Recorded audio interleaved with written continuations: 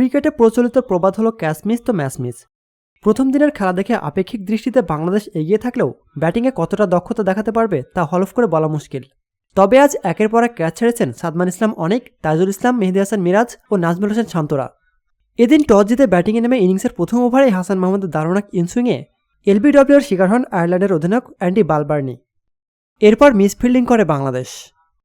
ইনিংসের চতুর্থ থেকে ষষ্ঠ ওভারের মধ্যে 3টি সহজ ক্যাচ ফেলেছে বাংলাদেশের ফিল্ডাররা। নাহিদ রানার বলে দ্বিতীয় স্লিপে সাদমান ইসলাম ধরতে পারেনি স্টার্লিংয়ের ক্যাচ। তখন তার রান মাত্র 10। একই স্কোরে দ্বিতীয় জীবন পান তিনি, তবে এবার মিরাজের হাত ফসকে। এছাড়া তাইজুল ইসলামও মিড উইকেটে কারমাইকেলের একটি ক্যাচ মিস করে হাতে আঘাত পেয়ে মাঠ ছাড়েন।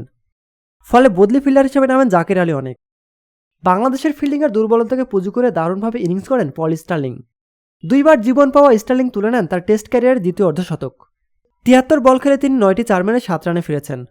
অন্য প্রান্তে কারমাইকেল ও নতুন মুখ জন লিনও কিছুটা দৃঢ়তা দেখানোর চেষ্টা করেন। হাসান মাহমুদের বলে 10 রানে তাইজুলের হাতে জীবন পান অভিষিক্ত ক্যাট কারমাইকেল। তিনি করেন 59 রান। স্টার্লিংয়ের সঙ্গে দ্বিতীয় উইকেটে তিনি গড়েন আয়ারল্যান্ডের রেকর্ড 96 রানের জুটি। হাসান মাহমুদের বলে 11 রানে শান্তর হাতে জীবন পান টাকার। কার্টিস ক্যাম্পারের সঙ্গে তিনি গড়েন 53 রানের জুটি। অভিষেকে 1 রানে ফিরতে পারছেন জর্ডান লিন। মুরাদের বলে তার ক্যাচ ছাড়েন মুশফিক। ব্যারি ম্যাকার্থির সঙ্গে অষ্টম উইকেটে 48 রানের জুটি করেন নীল থামেন 30 রান করে।